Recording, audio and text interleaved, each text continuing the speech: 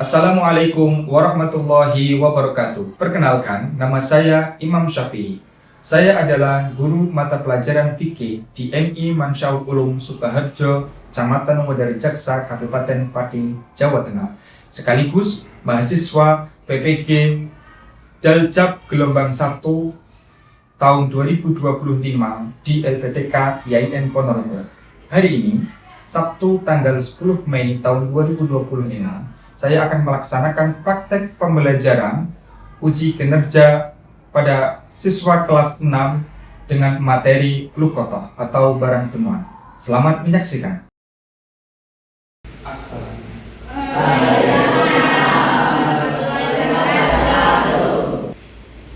Assalamualaikum warahmatullahi wabarakatuh.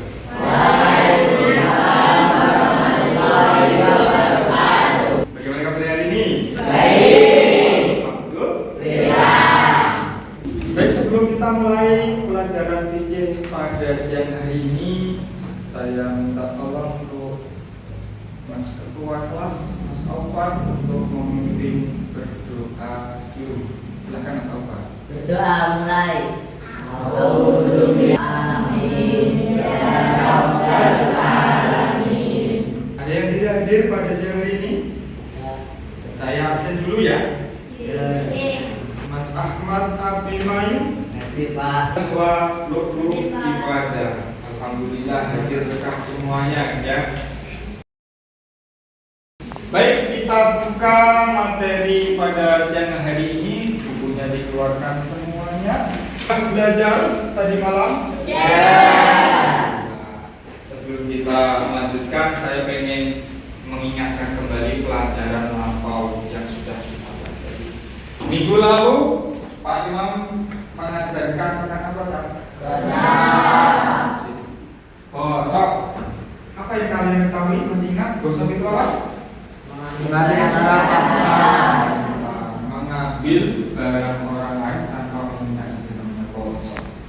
Hari ini kita akan melanjutkan materi fikih kita di bab terakhir, yaitu lukotoh. Ada yang sudah tahu lukotoh itu apa? Belum. Lukotoh itu kalau bahasa Jawanya nemu, apa? Nemu. Entah nemu barang yang ada harganya maupun tidak ada harganya, ya kan? Lebih-lebih kalau nemu uang. Oke, baik. Langsung saja. Di hadapan kalian semua sudah ada slide. Apa itu lukotoh? Tapi sebelum kita mempelajari lukotoh, ada tujuan yang harus kita semua capai bersama-sama. Apa yang akan kita dapatkan? Peserta didik mampu memahami dan menjelaskan pengertian lukotoh, hukumnya lukotoh, tata cara memperlakukan barang temuan sesuai tuntunan fikih. Kalau menemukan barang nanti harus seperti apa, kita harus sudah bisa tahu. Serta menunjukkan sikap jujur dan bertanggung jawab terhadap barang yang ditemukan. Cara bahasa, lukotoh itu berasal dari bahasa Arab lukototon atau lukot, yang berarti mengambil atau memungut. Apa? Berasal dari bahasa Arab lukotoh, mengambil atau memungut. Secara terminologi atau secara istilah, lukotoh adalah barang yang ditemukan dalam keadaan tidak terjaga dan tidak diketahui pemiliknya. Ada barang tidak terjaga, artinya apa? Terjatuh contohnya, gembletak di pinggir jalan, tidak diketahui pemiliknya, nggak tahu barang ini punya siapa, itu nggak diketahui. Kita menemukan barang di jalan, tidak tahu, oh ini miliknya siapa. Contoh kasus, kita menemukan sepatu di jalan, di pinggir jalan, tidak diketahui siapa pemiliknya. Nah, itu namanya lukotoh, kita selamatkan. Hukum lukotoh, hukum setiap barang yang kita temukan secara fikih itu mengandung sebuah yang namanya hukum syar'i. Ada 5 hukum. Yang pertama, hukumnya wajib. Wajib itu apa? Wajib itu kalau kita kerjakan mendapat pahala, kalau kita tinggalkan maka mendapat dosa. berpotong menjadi wajib apabila apa? Jika yakin mampu menjaga barang tersebut, dan jika tidak diambil akan menjadi hilang atau sia-sia dan diambil orang yang tidak bertanggung jawab. Paham maksudnya? Maksudnya gini, contoh saya ilustrasikan. Ada sepeda kok di depan rumah kita. Tidak tahu ini bukan sepeda kita, ini bukan sepeda tetangga kita. Di depan rumah kita sudah sehari nggak ada yang mengambil. Besoknya lagi, masih nggak ada yang mengambil. Terus khawatir ini nanti kalau tidak diambil maling atau siapa, malah sakit yang punya sewaktu-waktu dia mencari, padahal kita bisa menyimpannya. Maka hukumnya wajib bagi kita barang itu untuk kita selamatkan, hukumnya wajib. Karena kita yakin diri saya ini mampu untuk memelihara barang itu. Sepeda itu saya pelihara, tidak akan saya jual. Saya pelihara sampai orang yang datang mengambil, daripada nanti diambil orang yang tidak bertanggung jawab. Maka hukumnya wajib. Yang kedua adalah sunnah. Coba Mas Fadil, sunnah itu apa Mas Fadil? Tidak dilakukan mendapat pahala, tidak dilakukan tidak apa. Benar. Jika dilakukan mendapat pahala, tapi kalau jika ditinggalkan apa? Bagaimana keadaan berpatah menjadi sunnah?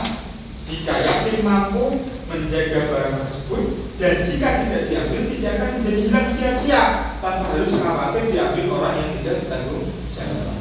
Nah, ini kita mampu menjaga barang itu, sepedanya mampu kita jaga, tapi sepedanya itu harus jelek, banyak hilang satu. Ya paling nggak ada yang melirik pengen mengambil sepeda itu, terus tak biarkan saja, tak jaga, tak iupin di depan rumah saja sampai ada orang yang mencari kalau barangkali ada yang memilikinya. Jadi itu hukumnya sunnah. Kemudian yang ketiga adalah makruh. Makruh itu apa Mbak Arumi? Makruh itu apa Mbak Arumi?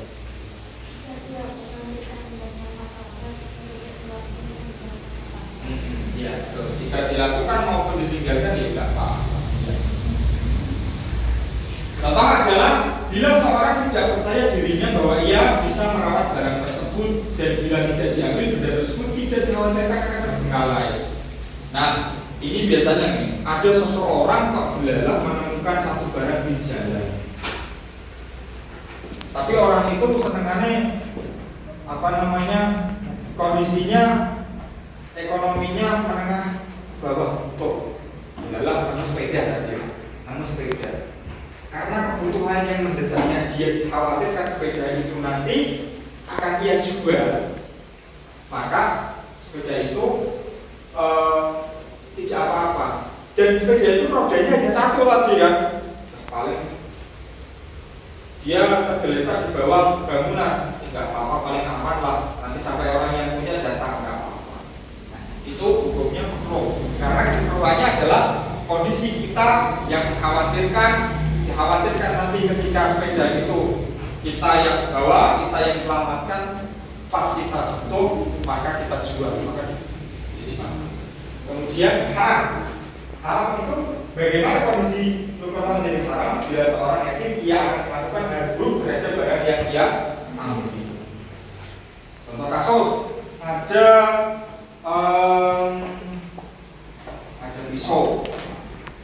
pisau jatuh di jalan. Ada pisau jatuh di jalan diambil seseorang. Lalu orang itu adalah orang yang jahat. Khawatirnya pisau itu nanti ia gunakan untuk sesuatu hal yang tidak baik, maka mengambil pisau itu adalah hukumnya haram karena dia akan melakukan suatu kejahatan, tidak boleh. Kemudian yang terakhir adalah jaiz mubah. Jika menemukan suatu barang yang di bumi tak bertuan kecuali di Mekah, maka hukumnya mengambil di Mekah itu adalah haram apabila diambil.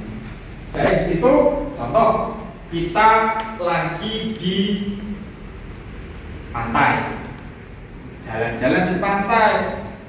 Pas kita jalan-jalan di bibir pantai itu ada barang. Ternyata barang itu adalah sebuah rice cooker. Contohnya, rice cookernya itu dari tengah laut yang diterjang ombak sampai ke pinggir. Tidak tahu ini miliknya siapa. Yang namanya pantai itu luas, hamparan yang luas, tidak diketahui pemiliknya siapa. Kita bawa pulang boleh, gitu. Karena kita tidak tahu, mestinya tidak tahu itu barang dari tengah lautan di bumi yang tak bertuan di hamparan luas itu, maka punya jangan subah barang itu kita bawa pulang. Kecuali satu tempat, bumi yang tak bertuan itu satu tempat yang tidak boleh kita ambil barang itu, yaitu di Mekah. Kalau di Mekah kita mengambil barang, kita memotong pohon atau apa, hukumnya haram. Hukum haram seperti ini. Ada yang ditanyakan? Kita lanjut ya. Ada urutan sesuatu hal yang harus kita penuhi. Yang pertama adalah orang yang menemukan. Multaqid adalah orang yang menemukan. Saya sebagai seseorang yang menemukan suatu barang, namanya mul. Kemudian ada barang yang saya ambil, namanya mul. Ada dua ya, orangnya sama barang. Hukumnya ada. Kemudian ada macam-macam benda di kota. Nah, benda apa saja yang boleh untuk kita selamatkan atau diambil? Benda-benda yang bagaimana? Semua benda bisa kita ambil untuk diselamatkan. Apa semua benda-benda itu? Yang pertama adalah benda tahan lama. Bendanya atos tak? Tahan lama. Contoh, emas, perak, uang, pakaian biasa, sepeda, sepeda motor, benda atos, namanya benda tahan lama. Kalau dalam hadis Nabi, kurang lebihnya adalah 1 tahun kita menginformasikan ke masyarakat. Yang kedua adalah benda tidak tahan lama. Contohnya makanan dan buah-buahan. Kalau untuk benda yang tidak tahan lama daripada mubadir, maka hukumnya adalah mubah ketika kita manfaatkan. Kemudian yang ketiga adalah benda yang perlu dipelihara. Contohnya adalah padi yang masih berkulit, yang harus dikeringkan agar tidak berjamur. Contoh, ada truk pengangkut padi, entah truknya itu dari mana. Satu, beberapa waktu kemudian kita lewat di sana menemukan sak, ternyata isinya adalah padi, maka hukumnya kita mengambil barang itu untuk kita pelihara. Cuma pemeliharaannya ya kita openi dengan baik, di PP supaya tidak jamuran. Barangkali nanti yang merasa kehilangan datang untuk mengambil. Kemudian benda yang memerlukan nafkah, unta, kerbau, kuda, kambing dan hewan ternak lainnya. Semuanya adalah macam-macam benda dari alur kota. Dalil kota yang sering dipakai adalah hadis Nabi, diriwayatkan dari Suwaid bin Ghaflah. Ia berkata, aku bertemu dengan Ubay bin Ka'ab. Ia berkata, menemukan sebuah kantung yang berisi 100 dinar. Lalu aku mendatangi Nabi SAW. Lalu beliau bersabda, umumkan dalam setahun. Ini biasanya adalah pengumuman setahun. Aku pun mengumumkannya selama 1 tahun, dan aku tidak menemukan orang yang mengenalinya. Selang 1 tahun masih tidak ada yang orang mengambilnya.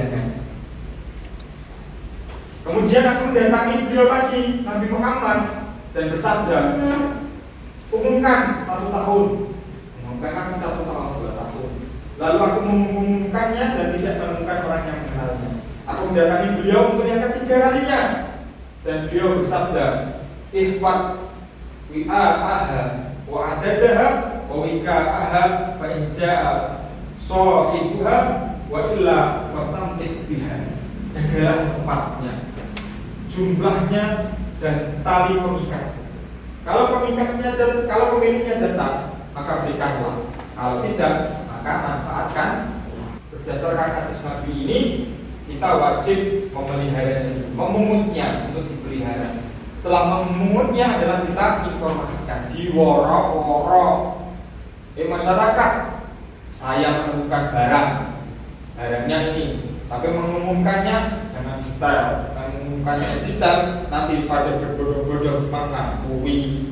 Kemudian yang terakhir adalah apa yang bisa kita petik dari kejadian lupa itu. Yang pertama adalah ketika kita menemukan sesuatu barang, menumbuhkan rasa tanggung jawab dan amanah, menjaganya, memeliharanya untuk kita berikan kepada pemiliknya jikalau memang pemiliknya itu mencarinya. Yang kedua, menjaga hak milik orang lain, kasih pahala oleh Allah. Yang ketiga adalah mendidik untuk berlaku jujur dan percaya diri. Insting apa yang terlintas dalam benak kita? Apakah kita bisa berlaku jujur dan percaya diri untuk bisa sebagai seorang yang amanah menjaga itu barang yang ditinggalkan pemiliknya atau tidak? Kemudian menumbuhkan rasa solidaritas antar sesama. Berhasil saudara kita bisa menemukan barang yang ada yang kita pelihara dengan baik, maka akan terjadi sebuah solidaritas. Kemudian yang terakhir adalah membahagiakan sesama. Intinya adalah ruqayyah itu adalah barang temuan yang tidak bisa kita langsung mengklaim milik kita. Belum apabila si pemilik tidak mencari atau bahkan sampai lupa bertahun-tahun tidak datang, maka barang itu bisa kita manfaatkan. Dalam artian tidak memilikinya ya, tapi nilai kemanfaatan itu biasanya ada nilai barang yang rusak atau apa, maka manfaatan itu tidak masalah sampai barang itu rusak. Bisa memahami semuanya atau ada pertanyaan sebelumnya? Tidak ada? Kita diskusi ya. Di sini saya ada beberapa problem, contoh masalah. Saya pengen membuat 3 kelompok, 1, 2, 3 sampai sama-sama semuanya. Saya diberikan satu problem, diskusikan bersama. Nanti hasil diskusinya kalian semua maju satu kelompok tim untuk dipresentasikan kepada temannya. Oke ya?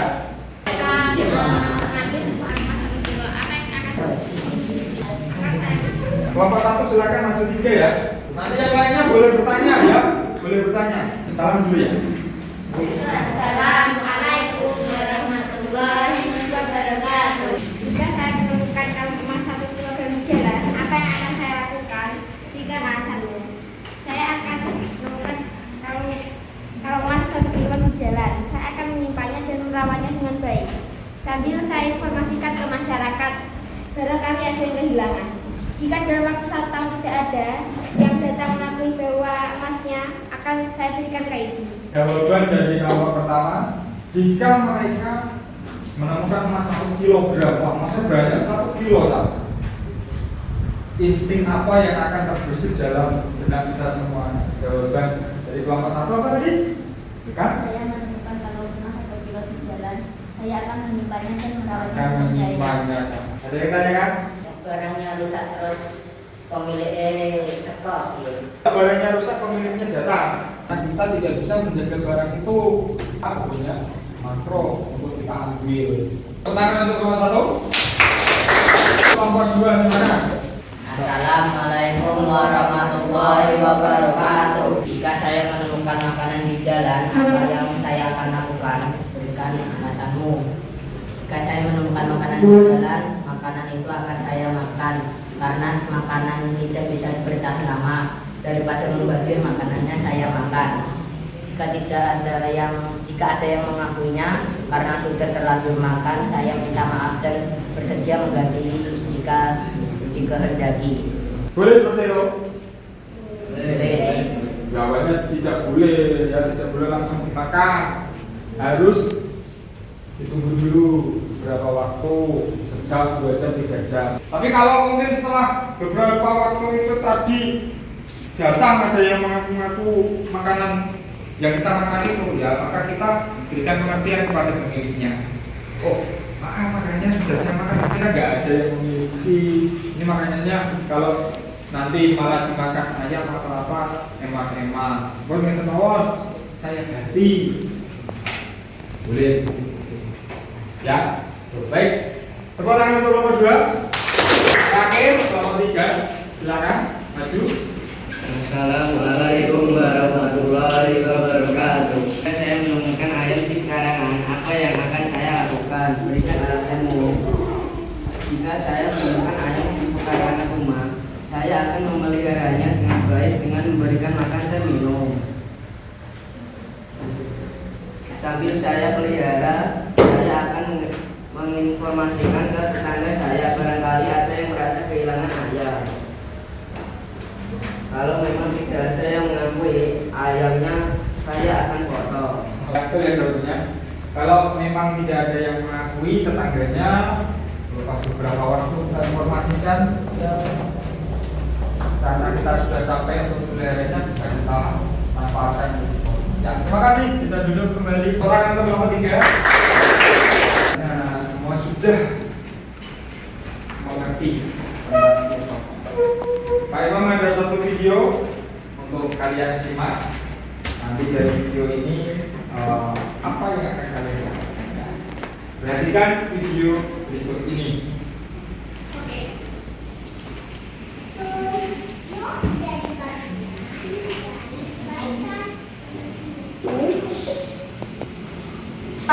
Jangan lupa di follow ya teman.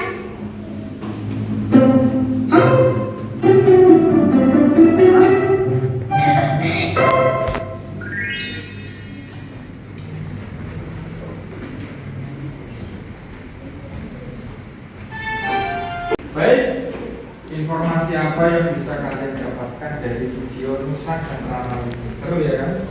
Dapat uang. Kita akan. Pak Imam bagikan untuk lembar kerjanya. Silakan apa yang kamu dapatkan dari video tadi dituangkan di lembar kerja ini ya. Kan itu langsung ditulis. Iya.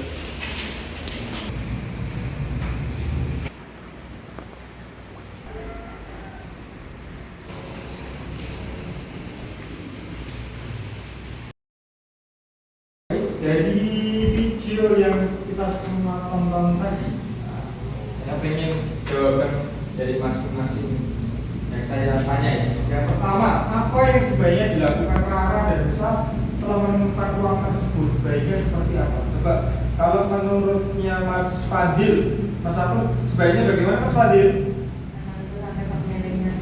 Menunggu sampai pemiliknya datang. Ya, mengambil barang itu dulu. Baiknya diambil, diamankan. Jangan langsung dimiliki ya. Diselamatkan, diamankan, diumumkan. Sampai beberapa waktu, 1 tahun. Sabar dulu. Kita jaga dengan baik. Kalaupun sampai beberapa waktu tidak ada yang mengakuinya, maka ya bolehlah untuk dimanfaatkan. Tapi kalaupun nanti ada yang datang menemui dengan semuanya untuk meminta barangnya, ya harus dikembalikan. Konsekuensinya harus diganti. Siap semuanya. Siap ya Mas Ida? Iya, oke. Terima kasih. Alhamdulillah untuk rukotoh bab terakhir ini saya kira dari yang semuanya sudah bisa memahami. Yang penting, yang pengen Pak Imam dasarkan kepada kalian semuanya, ingat, barang temu di jalan adalah bukan barang milik kita. Itu adalah barang orang lain. Sebaiknya kita menyelamatkannya dan kita pelihara dan kita informasikan sampai pemiliknya datang. Kalau pemiliknya sampai beberapa lama tidak datang, maka bolehlah kita untuk memanfaatkan barang tersebut. Oke. Terima kasih tepuk tangan untuk kalian semuanya. Ujung pertemuan kita pada siang hari ini. Terima kasih atas waktunya. Tetap semangat dan belajar dengan tekun. Mari kita akhiri pertemuan pada siang hari ini dengan bacaan hamdalah bersama. Alhamdulillahirabbil alamin. Dari Pak Imam, mohon maaf atas kekurangannya. Saya tutup. Wassalamualaikum warahmatullahi wabarakatuh.